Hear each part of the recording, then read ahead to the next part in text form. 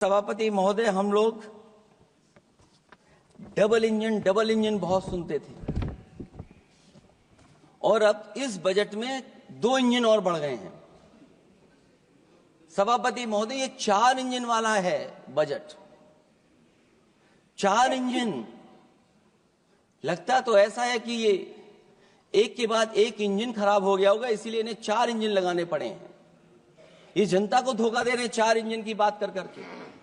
क्योंकि जब उत्तर प्रदेश को देखते हैं तो वहां पर जो डबल इंजन की सरकार चल रही है वो डबल ब्लंडर कर रही है। उनके डबल ब्लंडर देखने को मिलने हमें। और अगर ये 4 इंजन की सरकार है, जो सबसे पहला इंजन है सभापति महोदय, वो हमारे किसान और कृषि का है। 10 साल गुजरने के बाद भी और इतने बजट आने के बाद भी आज तक किसानों की आय दोगुनी नहीं हुई। यह हमारे तमाम माननीय सदस्य समय समय पर अपने क्षेत्र की जो समस्या है फसल को लेकर के सवाल खड़ा करते हैं। कई किसान नेता आंदोलन कर रहे हैं, अभी भी आंदोलन चल रहा है। सभापति महोदय, इस सरकार के पास जो विकसित भारत का सपना दिखा रही है, अभी तक किसान की आय दोगुनी कैसे हो उसका कोई रोड मैप नहीं है इनके पास। अगर कोई रोड मैप रहा हो तो बता दें हमें। और फिर एमएसपी की कानूनी गारंटी। सभापति महोदय, हजारों किसानों की जान चली गई कि एमएसपी को कानूनी गारंटी मिले, लेकिन आज भी वो गारंटी नहीं मिल पा रही है। क्या यही हमारा विकसित भारत होगा जिसमें किसान को एमएसपी नहीं मिलेगी, उसकी कोई गारंटी नहीं है? जो किसान की आय दोगुनी का सपना ले रहे थे, उन्होंने स्वामीनाथन जी को भारत रत्न तो दे दिया, लेकिन उनके कही हुई बातों को अभी तक नहीं पहुंचा पा रहे हैं। जो फसलें दलहन तिलहन बढ़ावा देने के लिए जो मिशन की घोषणा की गई थी, वो क्या मिशन अभी पूरा हुआ है? क्योंकि अभी तक हम लोग तिलहन इंपोर्ट कर रहे हैं। दलहन तिलहन के बारे में पहले बजट से कहा जा रहा है, अध्यक्ष महोदय, आज भी हम लोगों को इंपोर्ट करना पड़ रहा है। और उसका परिणाम यह है कि हम अपने किसानों को जो लाभ देना चाहते हैं वो नहीं लाभ दे पा रहे हैं। प्रधानमंत्री धन धान कृषि योजना 100 पिछड़े जिलों के लिए घोषित हुई है, लेकिन इसके लिए कोई बजट नहीं दिया गया है। फल और सब्जी का उत्पादन को बढ़ावा देने के लिए भविष्य में योजना बनाई जाएगी। यही 4 इंजन की बजट है कि फल और सब्जी के लिए बाद में बजट बनाया जाएगा, बाद में बजट घोषित होगी। पॉलिसी क्या होगी वो बाद में तय होगा। कृषि क्षेत्र में रिसर्च और डेवलपमेंट के लिए अधिक धन की आवश्यकता है। शायद इस बजट में अध्यक्ष महोदय वो नहीं दिखाई दे रहा है। कृषि क्षेत्र में कार्यबल करीब 46% है, लेकिन जीडीपी में इसका योगदान केवल 18% है। किसानों की खराब आर्थिक स्थिति को दर्शाता है कि अभी हमारा किसान गरीब है। फसल बीमा योजना, मुझे याद है फसल बीमा योजना को लेकर के न जाने कितना प्रचार किया गया, लेकिन सच्चाई तो यह है कि जब क्लेम करने की बात आती है तो जो आंकड़े बताते हैं वो अभी भी 3% से ऊपर नहीं पहुंच पाए हैं। किसान के कर्ज के कारण किसान आत्महत्या कर रहा है। क्या विकसित भारत की यही तस्वीर होगी कि लाखों लाख किसान हमारा आत्महत्या कर ले? अब तो सुना है कि वो आंकड़े भी आना बंद हो गए हैं। हमें किसान के ऊपर कर्ज और कर्ज के ऊपर कर्ज नहीं बनाना है। जिस तरीके से आप बड़े बड़े उद्योगपतियों का ध्यान रखते हैं कि उनका समय समय पर कर्ज माफ करते हैं, मुझे पूरा भरोसा है कि हमारे देश के किसानों का भी कर्ज माफ होना चाहिए, उनको कर्ज से मुक्ति दिलाना चाहिए। अगर क्लाइमेट चेंज की बात होगी तो सबसे पहले असर अगर किसी पे पड़ेगा तो सबसे पहले प्रभावित अगर कोई होगा तो हमारा किसान प्रभावित होगा। उसके लिए क्या आपके पास रोड मैप है? हमारे माननीय सदस्यों ने बहुतों ने कहा है जीएसटी को लेकर के न जाने क्या क्या सरकार बनाती है और जीएसटी से लगातार व्यापारियों को उलझा रही है। जब तक जीएसटी के बारे में व्यापारी समझ पाता है तब तक जीएसटी को बदल देते हैं, तरीका बदल देते हैं। अभी भी किसानों के जितने भी इक्विपमेंट हैं उनमें 18-12% जीएसटी लिया जा रहा है। कम से कम अगर विकसित भारत का सपना ये सरकार देख रही है तो सभी के सभी एग्रीकल्चर इक्विपमेंट जो हमारा किसान इस्तेमाल करता है उसमें 0 जीएसटी होनी चाहिए। मैन्युफैक्चरिंग सेक्टर को बढ़ावा देने के लिए और कई योजनाएं सरकार लाई है। भंडारण की सुविधा किसको मिल रही है? सभापति महोदय, भंडारण को लेकर के भी सरकार का कोई रोड मैप जरूर होना चाहिए। ये कैसी अर्थव्यवस्था है अध्यक्ष महोदय, जहां पर अर्थव्यवस्था को तो हम तीसरे नंबर पे पहुंचा रहे हैं, लेकिन नौकरी और रोजगार उसके पास नहीं है। ग्रोथ है, ग्रोथ बताना चाहते हैं, लेकिन रोजगार और नौकरी नहीं है। जो इनके मैन्युफैक्चरिंग के तमाम मिशन थे, नेशनल मैन्युफैक्चरिंग मिशन, जब तक इन्वेस्टमेंट का वातावरण नहीं सुधरेगा तब तक इन्वेस्टमेंट नहीं हो सकता। हमारा नेशनल मैन्युफैक्चरिंग मिशन आगे नहीं बढ़ सकता। दूसरा इंजन इन्होंने बताया एमएसएमई, और एमएसएमई को लेकर के बहुत चिंता व्यक्त की। बजट भाषण में एमएसएमई सेक्टर को विकास का द्वितीय इंजन बताया गया, जो सही है, परंतु एमएसएमई के विकास के लिए बजट में कोई विशेष व्यवस्था नहीं की गई है। भारत में एमएसएमई के क्षेत्र में 11 करोड़ लोगों को रोजगार प्रदान 11 करोड़ लोगों को रोजगार प्रदान करता है, और इसमें सबसे ज्यादा रोजगार मिलता है जो कि हमारी माइक्रो यूनिट्स हैं। उनके लिए कोई योजना नहीं है, उनको विशेष मदद के लिए कोई प्रावधान न पहले किया गया न इस बजट में किया गया है। मैं केवल यूपी के बारे में कहना चाहता हूं कि यूपी में लगभग 96 लाख एमएसएमईज हैं, लेकिन केवल 14 लाख पंजीकृत हैं। पूरे देश में 6 करोड़ हैं। एमएसएमई के विपरीत केवल 1 करोड़ पंजीकृत हैं। अध्यक्ष महोदय, अगर 96 लाख एमएसएमईज हैं केवल यूपी में, 6 करोड़ पूरे देश में हैं, और पंजीकृत केवल 14 लाख और 1 करोड़ हैं, तो इसका मतलब यह है कि ज्यादातर एमएसएमई सेक्टर को सरकारी योजनाओं का कोई लाभ नहीं पहुंच पा रहा है। मुझे उम्मीद है कि एमएसएमई को लाभ पहुंचाने के लिए सरकार जागरूक होगी और अपनी डबल इंजन सरकारें जहां जहां चल रही हैं उनको जगाने का भी काम करेंगे। अध्यक्ष महोदय, एक समय ऐसा भी था जब लोग बजट के आने पर खुश होते थे, क्योंकि बजट नई उम्मीद जगाता था, देश और जनता को आगे की ओर ले जाता था। लेकिन भाजपा सरकार के बजट में न देश के विकास के लिए कुछ होता है, न जनता की तरक्की के लिए। बजट मायूसी लेकर नहीं आना चाहिए। बजट देश का आर्थिक मानचित्र होता है। वो दर्शाता है कि किस तरह पूरे देश का संतुलित, मतलब हर राज्य का बराबर विकास हो, और जो भी राज्य या क्षेत्र भौगोलिक, शैक्षिक, सामाजिक, राजनीतिक कारणों से पिछड़ गया है उसके लिए कैसे प्रावधान किए जाएं जो वो भी मुख्य धारा से जुड़ सके। वर्तमान में बैलेंस डेवलपमेंट की नीति पिछड़ती जा रही है। मैंने कई मौकों पर कहा है, आज फिर दोहरा रहा हूं कि अध्यक्ष महोदय, सच्चा विकास वही होता है जो भेदभाव मिटाता है। अच्छा बजट किसी देश को हर दिशा में विकास का रास्ता तैयार करता है। इन्हीं अर्थों में बजट लोकतांत्रिक होता है, जो समाज के हर वर्ग के लिए लाभकारी होता है। ये सबसे आखिरी व्यक्ति को ताकत देकर के उसे आर्थिक मुख्यधारा से जोड़ता है। ये बजट होता है। और मैं तो कहूंगा अध्यक्ष महोदय, मिट जाए अमीरी गरीबी के बीच की वो सब खाई जिसमें भेदभाव और गैर बराबरी की जड़ें जमाई। बजट के अंदर उसके लिए हमेशा एक दिल धड़कना चाहिए, जो आज भी भूख के सूचकांक के आंकड़े बनाकर देश के दिखावटी विकास के सच का भंडाफोड़ कर रही है।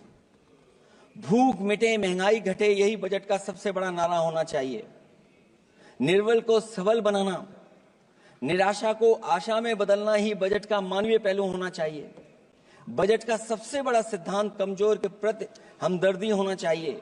बजट बनाने की सोच किसी या कुछ लोगों को लाभ पहुंचाने की नहीं होनी चाहिए, बल्कि इंसानियत के नजरिए की उसी बुनियाद होनी चाहिए। यदि बजट के आने से निर्बल सबल बनता है तो समझो बजट अपने उद्देश्यों से सफल हुआ है, नहीं तो उसे असफल ही माना जाना चाहिए। अध्यक्ष महोदय, रोटी की भूख किसानों को विश्वास में लेकर ही मिटाई जा सकती है, और मैंने पहले भी कहा और फिर दोहराता हूं उन बातों को। किसान को फसल का सही दाम दिलवाना और उसे बीज, खाद, पानी का इंतजाम करना, आवारा पशुओं से उनकी फसलों को बचाना। और ये आवारा पशुओं को अध्यक्ष महोदय मैं इसलिए कहना चाहता हूं, उत्तर प्रदेश के चुनाव में देश के प्रधानमंत्री जी आए थे, उन्होंने कहा था कि मैंने एक रोड मैप बनाया है और 2 हफ्ते मुझे लगेंगे, सरकार बनवा दीजिए, एक भी जानवर सड़क पर नहीं दिखाई देगा और किसान की जान नहीं जाएगी और न खेतों की बर्बादी होगी। लेकिन अध्यक्ष महोदय, मैं उत्तर प्रदेश के माननीय सदस्य चाहे इधर के हों उधर के हों, वो जानते होंगे कि इस तकलीफ और परेशानी से अभी भी किसान उभर नहीं पाया है और आज भी खेतों को उसे चार दीवारी या तारों से जोड़ करके चलना पड़ रहा है। फसलों को बचाना सरकार की प्राथमिकता होनी चाहिए। इस मामले में जुमलेबाजी और झूठे वादे अच्छे नहीं। आंकड़े बताते हैं कि देश में बहुत सारे ऐसे कारोबार हो रहे हैं जो कारोबार बढ़ते चले जा रहे हैं। कई उद्योगपति कई गुना कारोबार से लाभ उठा रहे हैं। कई विदेशी कंपनियां इस धंधे में अरबों कमा रही हैं, लेकिन आलू का किसान इस लाभ से वंचित है। जहां अध्यक्ष महोदय, बिहार के लिए मुनक्का को लेकर के अगर वोट बढ़ाए, मैं उसका स्वागत करता हूं। मखाने को लेकर के एक कदम आगे चला गया, मैं दूसरे स्टेट में पहुंच गया अध्यक्ष महोदय। लेकिन मखाने का जो बोर्ड बनाए, लेकिन हमारे साथियों मखाने का ध्यान रखना, जिस तरीके से पॉपकॉर्न का मीठे और नमकीन में जीएसटी में हेरफेर हो गया है, कहीं आपके मखाने में भी मीठे का जीएसटी अलग हो, नमकीन का अलग हो, गुड़ वाले का अलग हो मखाने में। हाँ, कहीं वैसा ही ना करेंगे। आज किसान का आंदोलित होना सरकार की विफलता का सबसे बड़ा उदाहरण है। सरकार और किसान के बीच भरोसे के बिना भूख नहीं मिटाई जा सकती है। समय पर बीज, खाद को मिलना, कृषि ऋणों को माफ होना, एमएसपी दिलवाना सरकार का दायित्व है, वो इससे बच नहीं सकती। किसानों के हिस्से में काले कानून नहीं, सतरंगी भविष्य आना चाहिए, और ये सरकार काले कानून ला करके हमारे किसानों को अपमानित करना चाहती है। वहीं अध्यक्ष महोदय, हमारे मानव संसाधन के लिए स्वास्थ्य एक बड़ी चुनौती है। चिकित्सा स्वास्थ्य में सुधार होना बेहद जरूरी है। आज के समय की सबसे बड़ी जरूरत है कि हर शरीर को पोषक आहार मिल सके, कार्य की दशाएं अच्छी हों, वर्क लाइफ बैलेंस सही हो, जिससे मानसिक रूप से भी लोग स्वस्थ रहें। इसके अलावा पर्यावरण को भी अब स्वास्थ्य के बड़े कारक के रूप में लेना होगा। एनवायरनमेंट को हेल्थ फैक्टर के रूप में देखना होगा। हर तरह के प्रदूषण को रोकना होगा, हरियाली बढ़ानी होगी। साथ ही एक बात और अहम है, और वह है हर तरफ नकारात्मकता, नफरत का प्रचार। इससे इंसान के अंदर निगेटिविटी आती है, आपस का विश्वास और सौहार्द टूटता है। इसके परिणाम स्वरूप इमोशनल सपोर्ट सिस्टम फेल होने लगता है। फेक न्यूज लोगों को मानसिक रूप से धीरे धीरे बीमार बना रही है। इसे हर हाल में रोकना होगा। और अध्यक्ष महोदय, इसमें विपक्ष से ज्यादा सरकार की जिम्मेदारी है, क्योंकि कई मौकों पर हम लोग देखते हैं कि सरकार जितना अपने आप का प्रचार करना चाहती है, उससे ज्यादा दूसरों को कैसे बदनाम किया जाए उसके लिए प्रचार करती है। ये शायद सरकार की जिम्मेदारी बड़ी बनती है।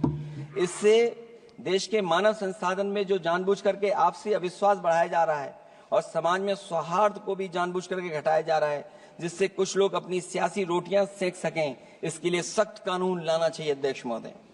एक तरफ सरकार लोगों को सही इलाज नहीं दे पा रही है, दूसरे जीवन और स्वास्थ्य बीमा पर भी टैक्स लग रहा है। सरकार मुनाफा कमाने के लिए नहीं बनती है, बल्कि जनता के कल्याण के लिए बनती है। ये बात कुछ लोगों को याद रखनी चाहिए।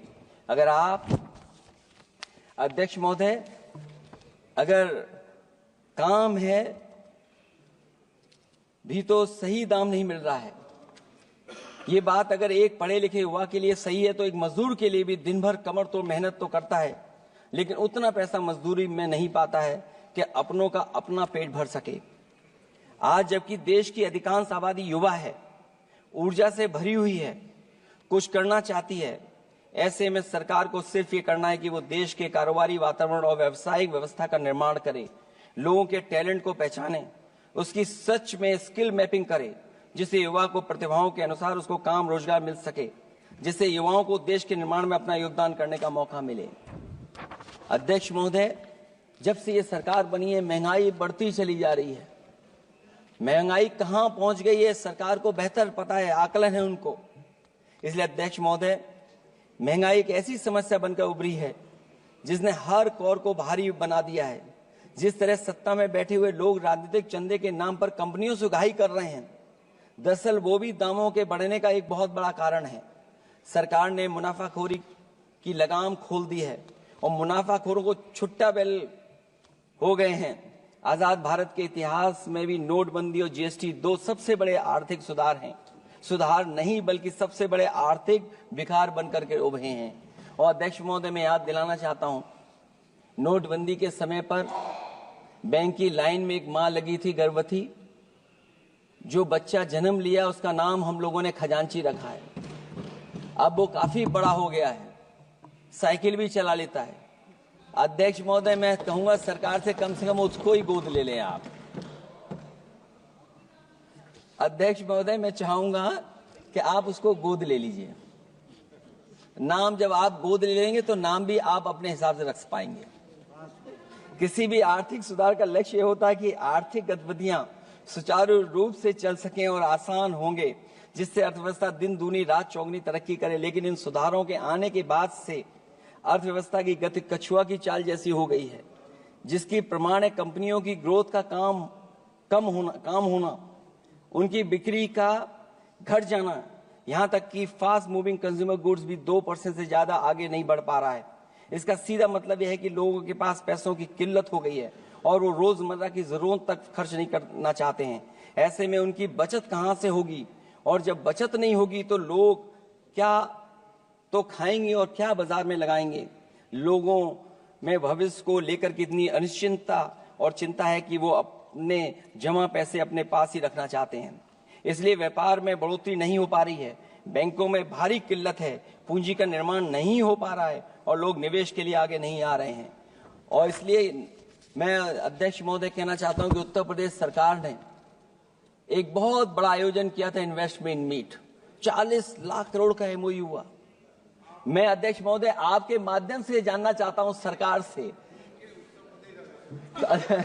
अध्यक्ष महोदय मैं आपके माध्यम से सरकार से जानना चाहता हूं कि जो अपने आप को डबल इंजन की सरकार कह रहे हैं, वो उत्तर प्रदेश के इन्वेस्टमेंट के लिए क्या सहयोग कर रहे हैं। ये दुर्भाग्यपूर्ण है कि आत्मनिर्भरता की बात करते हुए भी हमारा शेयर बाजार विदेशी निवेशकों पर निर्भर करने लगा है। जब वो पैसे लगा देते हैं तो शेयर बाजार में उछाल आ जाता है, नहीं तो उसे धड़ाम होते देर नहीं लगती है और एक एक दिन में हमारे निवेशकों का लाखों करोड़ों का नुकसान हो जाता है। इसका एक बड़ा शिकार हमारी युवा पीढ़ी भी हो रही है, जो देखा देखी में पैसे तो लगा देती है लेकिन शेयर की खरीद फरोख्त से पैसा कमाने वाले बिचौलियों की गहरी चाल को समझ नहीं पाती है। ये खेल बंद होना चाहिए और जिम्मेदारी सरकार की बनती है कि खेल ये बंद हो। सेबी को अपना काम निष्पक्ष करना चाहिए और अर्थव्यवस्था की निगरानी व्यवस्था सच्ची नीयत के साथ सजग और सचेत होनी चाहिए। इनसिक्योरिटी सिक्योरिटी मार्केट से बाहर होनी चाहिए। अध्यक्ष महोदय, आज जिस तरह विदेशी निवेशक धीरे धीरे भारतीय बाजार से अपना पैसा बाहर निकाल रहे हैं, वो दर्शाता है कि हमारी अर्थव्यवस्था से अब उनका भरोसा उठ गया है। उन्हें दूसरे देशों से अधिक लाभ कमाने की उम्मीद है, इसलिए वो अपना पैसा यहां से निकालकर दूसरे देशों में लगा रहे हैं और हमारा शेयर मार्केट उनकी वजह से हिचकोले खा रहा है। अध्यक्ष महोदय, मैं अपने बात को ज्यादा बड़ा लिख दिया मैं, क्योंकि अध्यक्ष महोदय बजट 4 इंजन का था इसलिए बड़ा लिख करके लाए। कोई बात छूटे ना, क्योंकि सरकार तक वो बात पहुंच जाए। नहीं क्योंकि अध्यक्ष महोदय, अगर 11वां बजट हो 4 इंजन लगाने पड़े तो कहां विकसित भारत बन रहा है। जीएसटी को भ्रष्टाचार से मुक्त करना होगा, व्यापारियों के प्रति विश्वास जताना होगा। यदि टैक्स की व्यवस्था और दर सही होगी तो सब आसानी से टैक्स भर देंगे। हाई टैक्स रेट दरअसल भ्रष्टाचार को बढ़ावा देती है, इससे राजस्व की हानि होती है। सच में लोग काम कारोबार करना चाहते हैं, कर की चोरी नहीं करना चाहते हैं। इसलिए टैक्स की रेट को तार्किक बनाना और टैक्स सिस्टम को इजी करने की से ही अर्थव्यवस्था में गति आएगी। निवेश के लिए दुनिया वापस हमारे देश की ओर देखेगी। मैं अध्यक्ष महोदय, अर्थव्यवस्था के संबंध में एक गंभीर मुद्दा मैं बताना चाहता हूं। एक बहुत गंभीर मामला है पलायन का। पलायन के मामले में एक बहुत बड़ा विरोधाभास हमारी अर्थव्यवस्था के लिए चुनौती बन रहा है। एक तरफ वो सबसे अमीर वो लोग जो अपनी पूंजी का निवेश करते हैं और दूसरी तरफ सबसे गरीब वो लोग हैं जिनके पास अपने श्रम निवेश करने के अलावा कोई दूसरा रास्ता नहीं है। ऐसे हजारों अरबपति बाहर के देशों में ज्यादा उम्मीद देखते हुए अपनी पूंजी लेकर देश छोड़कर जा रहे हैं। वहीं दूसरी तरफ जो सबसे गरीब लोग हैं वो राज्यों के असंतुलित विकास की वजह से अपने राज्यों से पलायन कर रहे हैं। इस महा समस्या का सबसे बड़ा शिकार हमारा उत्तर प्रदेश है, जहां नौकरी और अवसरों की भारी कमी है, जहां विकास टीवी अखबारों होर्डिंग में तो दिखता है लेकिन जमीन पर नहीं। जब पूंजी और श्रम के निवेश के लिए आंतरिक वातावरण बनेगा तभी सच्चा विकास होगा। बजट अपने उद्देश्यों को प्राप्त करेगा, अर्थव्यवस्था लाभ के लोभ से मुक्ति होगी और बजट एक लोकतांत्रिक देश के जन कल्याण की सही दिशा में आगे बढ़ेगा।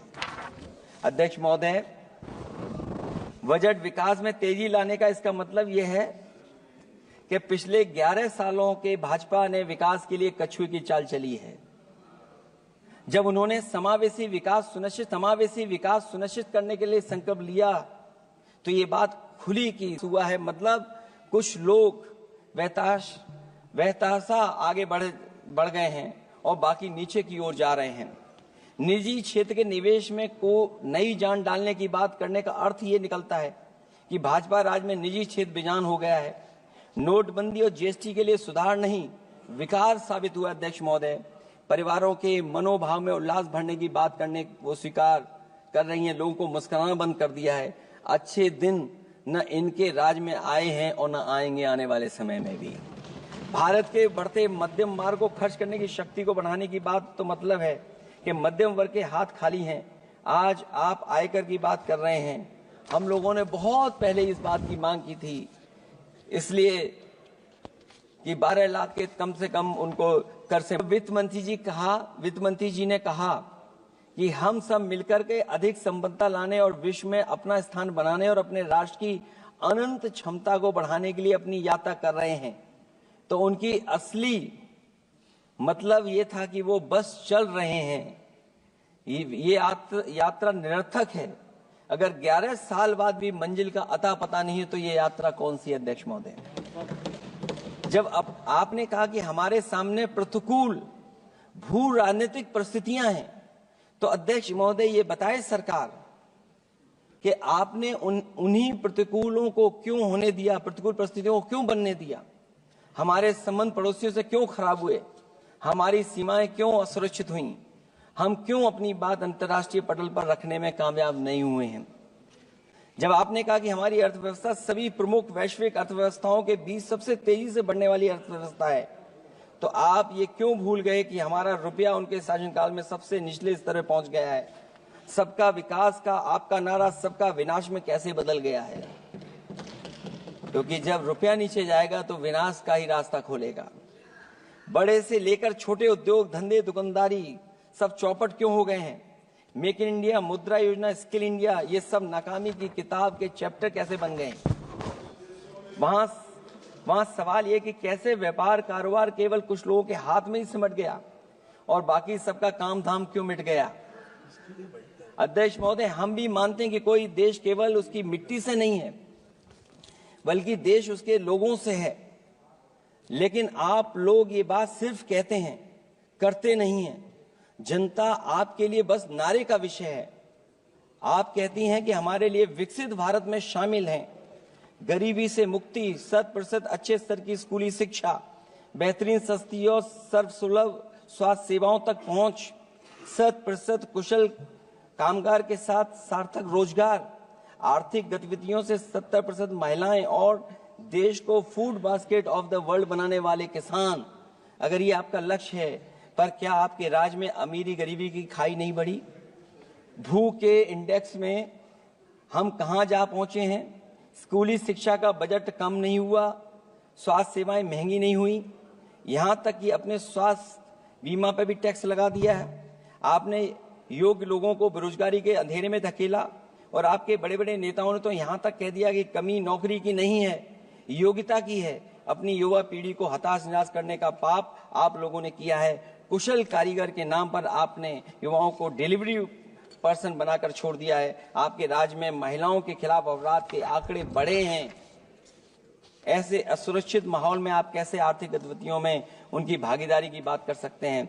आपके मंत्रिमंडल में ही कितनी भागीदारी है, ये आपसे अच्छा और कौन जानता होगा। रही बात फूड बास्केट की, रही बात food basket of the world बनाने की बात, तो पहले आपसे आग्रह की आप अपने लोगों की थाली भर दीजिए। ऐसे हवाई जुमले उछालिए, कम उछालिए। इनमें अध्यक्ष महोदय, मैं अपनी बात को खत्म करता हुआ इतना ही कहना चाहता हूं कि इस बजट में जिन 6 क्षेत्रों में परिवर्तनकारी सुधार की बात कही गई है, उनमें से कराधान अब तक सफल नहीं होगा जब तक उसे सरल, पारदर्शी और ईमानदार नहीं बनाया जाएगा। जब तक विद्युत क्षेत्र को निजी हाथों में सौंपकर मनमानी वसूली से रोका नहीं जाएगा। शहरी विकास के नाम पर जब तक जमीनों कुछ धनवानों के हाथों में कौड़ियों के दाम बेचने का खेल खत्म नहीं किया जाएगा।